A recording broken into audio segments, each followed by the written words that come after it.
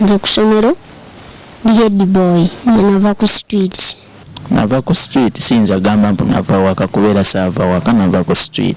Ndabye ekisa n'omukwano gwe gutenkanika. Osaanudde emyaka buli bw'oba kuba n'eki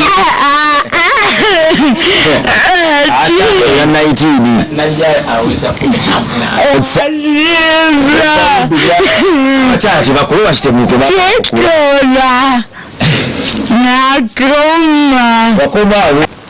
tuwongera interview eno giweereza abo bonna abayiwa emmere kasasiro. Twembeke tusebe.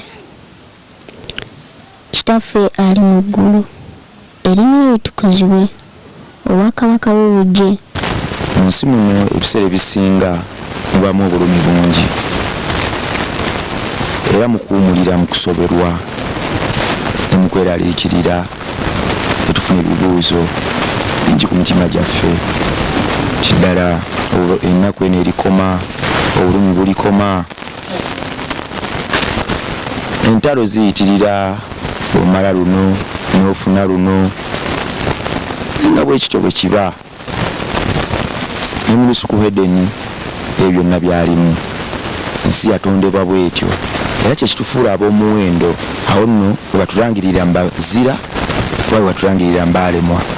Mu kaseera akazibu nga kano oba ngaako kweyitamu togwangamu maanyi, sigala ng'olwana, togivinga up, essubi lisigaze waggulu kubanga oyo yakutonda amanyi nnyo olugero lwo era yalutegeka, yakutegekera kuwangula, yakutegekera kuba wanjawulo era yakudizayininga nga ku nkomerero ya byonna olina okumuweesa ekitiibwa era n'erinnya lye olina okuliyambako okusaasaanira wonna.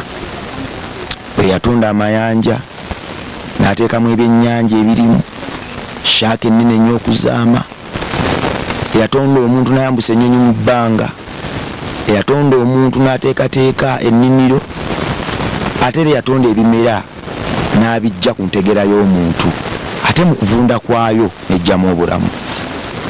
Bwe tuba tutambula ebiseera ebisinga ebirungi bye tukola ku makubo gye tutambulira ne ku bantu be tusinkana biyamba nnyo obulamu bwaffe okwongera okuwagalwa, biyamba nnyo tusembereza ekyo Katonda kye yatutondera okuba. Era bikola kyamaanyi nnyo okwasuka ekyewala Katonda kye yatutondera okuba. Katonda yatuwa eddoboozi munda muffe, n'atuwa entegeera munda muffe, n'atuwa amagezi agawula ekirungi n'ekibi era munda muffe. Yatukola nga tuli ekisolo ekijjudde era waggulu w'ekyo mu mukwano omungi n'atuteekateeka nga tufaananira ddala ye. Yatutonda mu kifaananyi kye, kitegeeza nti yatwagala nnyo n'atwala ku bisolo ebirala, yatwagala nnyo n'addira ekitiibwa kye kyonna n'akiwumuliza ku ndabika yaffe era bw'atyo ng'alina eddembe ku mutima, mu ssanyu eriyitiridde, mu ddembe eriyitiridde, n'avaayo n'alangirira nti nkutonze mu kifaananyi kyange. Kitegeeza ki? Nti omwana yenna bw'atondebwa mu kifaananyi kya kitaawe, kitaawe kyasooka omusuubiramu bwe butaswaza kifaananyi ekyo, era amwagala nnyo n'amutegeka n'amusindika mu mawanga alipresentinga ekifaananyi ekyo, ng'amakulu mu ekyo gali wamu nti tugende tumuweesa ekitiibwa, tukolere eddala ebyo omwana afaanana kitaawe bye yandikoze, tukolere eddala ebyo omwana kitaawe gwe yayagala ennyo era n'amuwa buli karakitarisiti gy'alina bye yandikoze mu nsi. We mwana wange oyita mu bizibu bingi, obulumi bungi, naye si enkomerero. Guma, saba, tambula, tola ekimu eky'ekkumi eky'ensi n'ekyomutonzi, longoosa amakubo go, kwatirako banna abali mu bulumi, leka essaala zaabwe nayo zijjekoko ku mmeeza yo, byonna bijja kuggwa. Olwaliro nzize ntandise bwentyo naye kambe yanjulire amanya gaye bampita Metallic Rabongo aka Rimasam sinzijja ku Rabongo Charity Foundation.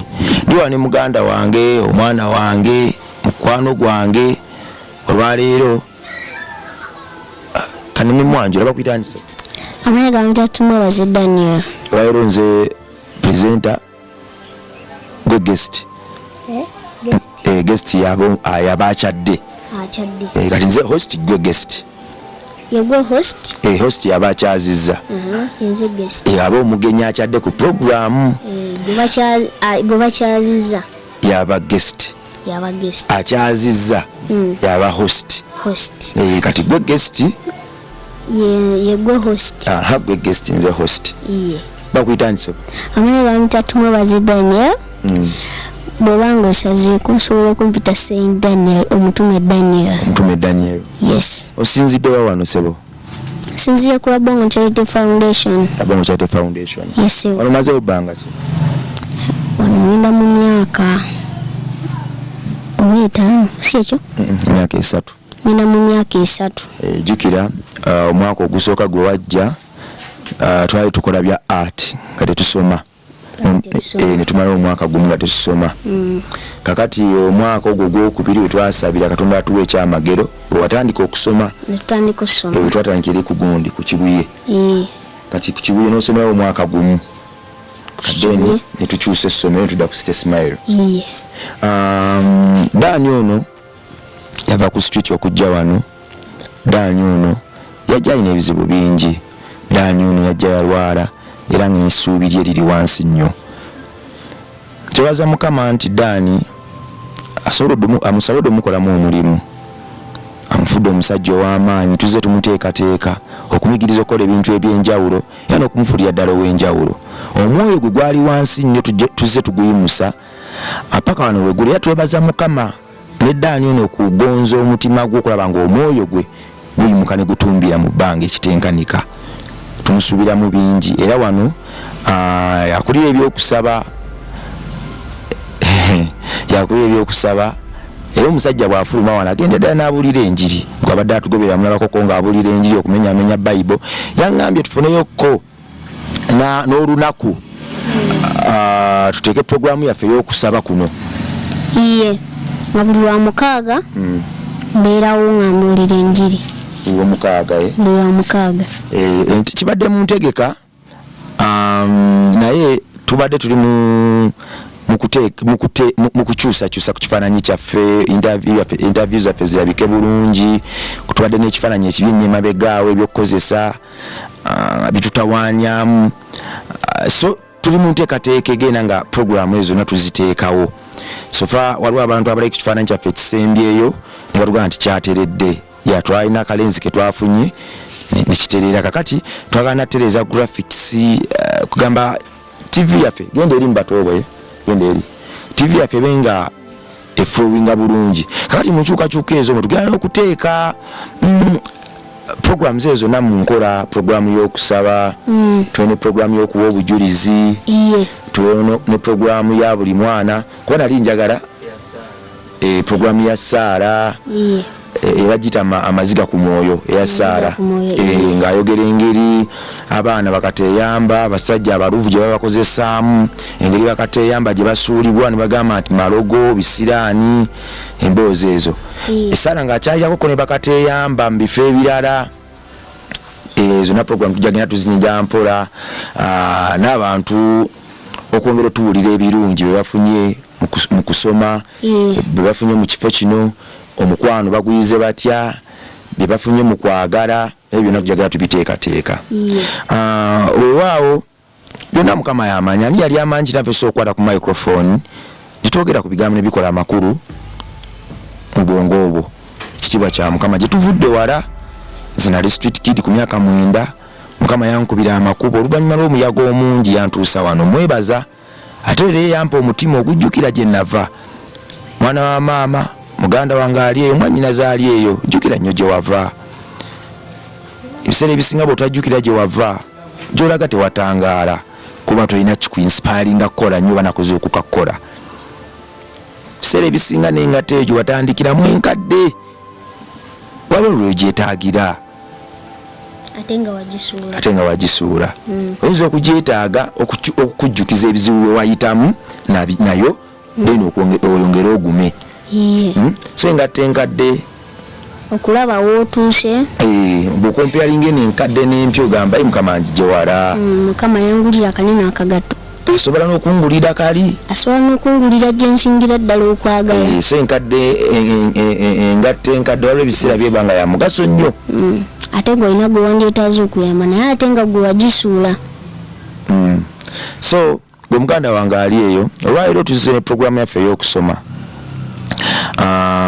tuli abaana 28 abasoma 21 bali mu primary level abaana 7 bali mu secondary mukama yatuwa ekisa nti abaana 7 bali mu secondary bo bali ku basale awo tuba twetaaga bikozesebwa bitabo toilet paper njeyo n'ebirala baliwe bakyo abali mu secondary bo bali ku basale bonna naye abali mu primary sasobola funa basale zaabwe nagezaako nnyo okufuna basale zaabwe nene zinnema lwaki nti primary zanzibuwaliramuko simanyi lwaki naye secondary kyanyangwira nti ate beninaana abamu basambi ba mupiira balina ebitone ebyenjawulo abamu bazannya emizannyo so secondary zaŋŋamba omwana alina kasitaba ng'azannya omuzannyo gwonna muleeta asome ekyo kikiwa kya mukama primary abaana bano bali bamaze ebbanga ddene nga tebasoma nga sina wenjogerera nti omwana ono mugezi mu byokusoma kuba twali tulina buzuukusa kati abo abaana 21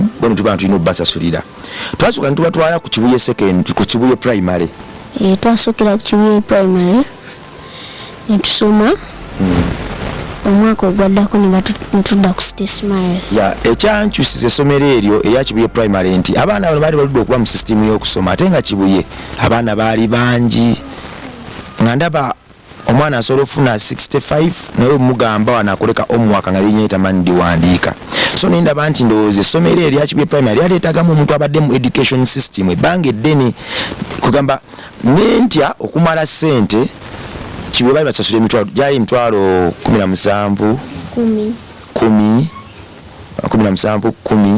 then ebikozesebwa kati rafu ne extra n'ekyemisana rafu nga tugwa mitwalo 27 kwa 2 nenti okumala ssente kubanga bano abantu abatukwatirako mwe bannanga batukwatirako mu byokusoma simanyi ddi omwoyo gwe gulivaawo ningamba wati abantu bano babadde bankwatirako batuviirako wano ng'ekigendererwa kyaffe kyali ky'abaana bano kuyiga kuwandiika nakwennyonnyolako ng'ate abaana bano tebakiyize so nenfuna mwoyo omuli eyaŋŋamba munda mu nze nti nedda bano babasasula emitwalo 10 twafunira essomero nga mu kilaasi abaana balimu batini ebbanga litunamala nga tubakwatako kale waakiri Katonda wali bako ne watukomya babe nga bamanyi okuwandiika n'okusoma nga bali good to go so neŋŋamba katwatwale mu ssomero erya private essomero eryo neŋŋera nendi HM ne munnyonnyola bali basasula emitwalo 5 naŋŋamba nti ago jasasula emitwalo 3 buli mwana naye ndaba nga ate bwe masasula emitwalo 3 buli mwana nga tesisasula kyamisana sisasula extra kiba at least kigondagondamu okusinga eri ate wano education akugamba wano nga bafuna wano n'abasomesa so kyo twasa ngamba nti katubajje kuli essomero lya government twatwale mu ka private ne batusaliyako emitwalo 2 bana tuzasasula emitwalo 3 naye nga ate bano kilasi balimu abaana batini omwana bamutuukiririra ddala ne bamumenyamenya ne bamulondoolera ddala ekitaali eri nakunyonyolera ddala so kyo twagenda ku City Smile tusasula emitwalo 3 buli mwana batusaliyako emitwalo 2 essomero lino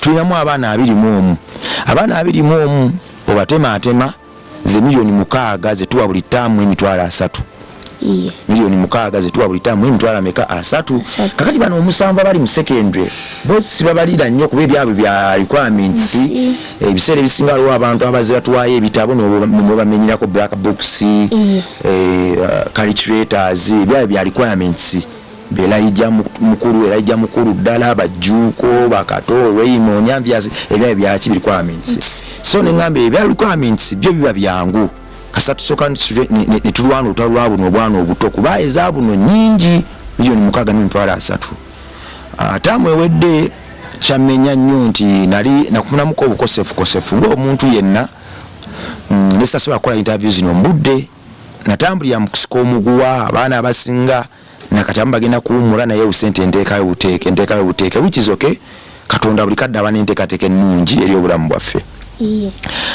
So taamu eno bwe ndabye nga bawumudde nga katutandikirewo bannange okujja gye muli baana ba Katonda abali eyo. Mwana wa Katonda ali eyo oyina ebizibu bingi ebyesibye mu njuuyo, abaana bakusobedde, endwadde zikusobedde zikwezinzeeko, obutagenda mu maaso, essanyu mu bufumbo lyabula, relationship yeetagala. Lwaki togezaako ku kino leero? Lwaki tutula ku kimu eky'ekkumi leero taamu eno n'obaako n'akaana ka Katonda k'oweerera n'okazza mu ssomero kuno obwa primary 21? Ekimu kye eky'ekkumi ekyensi kitwalo okisabire, buli kaana kasasula emitwalo 3. N'obuba obwana 2 ne buba 5 ne buba bumeka, kitwalo okisabire ogambe nti Mukama ngenda kuzza akaana kano ku ssomero naye kyenjayanira kye kino, siina mulimu, relationship etagala, siina mwana, endwadde zineesibyeku, nkooye eddagala n'empiso. Abaana bange bakooye eddagala n'empiso. Kwata ekimu ekyo eky'ekkumi oyambeko obwana buno budde ku ssomero. Buli 21 toto tuli 28, 21 primary, 7 secondary. Kwata ekimu kye eky'ekkumi, kwata ekimu kye eky'ekkumi, kwata ekimu kye eky'ekkumi ekyensi okiwanike mu bbanga okowoole Mukama, mugambe nti Mukama ntodde akasente kano naye mbadde nsaba omwana ono gwenziza ku ssomero, gwempadde ekimu kyange eky'ekkumi asitule omwoyo gwange n'essanyu lyange, asitule obulamu bwange. Mukama akola. Ffe tetwali bwe tuti. Myaka mingi emabega nali nsula mu myala, nali ku luguudo, bwaba yansitwa nanteeka wano nimba nga ate olwaleero nsobola okukwata microphone eno nenjija mu maaso go nanfuusa omukutu okusobola okuzza obwana buno ku ssomero bwe ndabanga obujulizi. Mukama ampadde emikwano, Mukama ampadde okwebaka. Nzaani asula ku mufaliso, yasulanga ku bikutiya? Nzaani asulako mu nju, nze yasulanga mu toyi ezitannaggwa n'emyala? Mukama nnyimusizza. Nga bwe yannyimusa naye bw'agenda okuyimusa, owona ebirwadde, owona amalogo, owona okubeerawo nga tolina mulimu. Dani wanje abantu bana batugoberera, abazi babeerawo ku lwaffe. Mama Samarise Kabembe, Mama Jackie Mirembe, Auntie Sophie, Mama Jenny, Papa Walusimbi, Anko Kalimu, Mama Ndagire n'abalala. Abantu abazi babeerawo ku lwaffe nga bayita mu ngeri nnyingi nnyo ezitenkanika. Abamu baafuuka bamaama baffe, abamu baafuuka bataata baffe. Ffe abatalina bataata twafuna bataata, Katonda tuwa bataata. Mbadde nsaba obeeko n'essaala gy'obasabira. Essaala kwa abantu bonna abazi batubeererawo, abatwagala bamikwano gyaffe, abatwagala bamikwano gyaffe, bamaama baffe, bataata baffe, ba anko baffe, babaaba baffe, bonna abazi batukwatirako. Banesabo basabire essaala nga si mpanvu nnyo musenyoyo gyabwe, era ng'ebawonga musaayi gwa Katonda ogwo ogutamanyi ndwadde na bizibu byansi. Twembeke tusebe.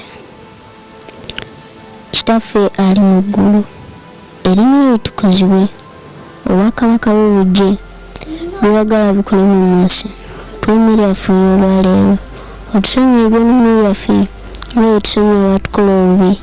Totwala mu kukemebwa naye tulokolere obubi, kubanga obwakabaka n'obuyinza n'ekitiibwa bibyo emirembe n'emirembe. Amiina. Kitaffe ayi kabaka bakabaka, abantu abo abawa bannaabwe essanyu, bawe emirembe, obasonyiwe ebyonoono byabwe, buli kye bakwatako kiweebwa omukisa, kubanga gwe Mukama gwe yatutonda, wamanya amagenda gaffe, gwe yatugamba mu Yeremiya 9:10 nti watumanya nga tetunazaalibwa n'otutukuza. Mukama naawe abantu abo abasanyusa bannaabwe wabamanyira wabatukuza, wamanya nti ekyo bali kikola Mukama Katonda nga babuliddwako abaana bayambe bawe abaana baganda baffe mikwano gyaffe betwandiise mikwano gyaffe bawe emirembe bawe essanyu bawe ssente buli kye bakwatako kiweebwa omukisa. In Jesus' name we have prayed. Amen. Mama Matthew tukutadde mu kusaba kuno mikwano gyaffe gyonna naawe awulira nga buli kadde olina omwana gw'oyagala okuyamba naye nga buli kadde owulira nga time yo etannatuuka omwoyo gwo gugobe gwandiba nga gwe gusibya amaziga mu njuyo. Tuwongera interview eno giweereza abo bonna abayiwa emmere kasasiro abadibya engoye engatto emifaliso n'amasuuka n'ebirala ebyandiyambye omuntu mu bulamu bwo bwa bulijjo tibannayite mu kikola. Mututuukirire wano ku Global Charity Foundation tulina family ennene nnyo era tumanyi bannaffe ab'okubiwa. Ebigambo bino bitwale nti bikulu. Tuzze wano mu maaso go leero n'omulanga gwaffe ogwotuyambako ku school fees kwata koyina n'oba tosobola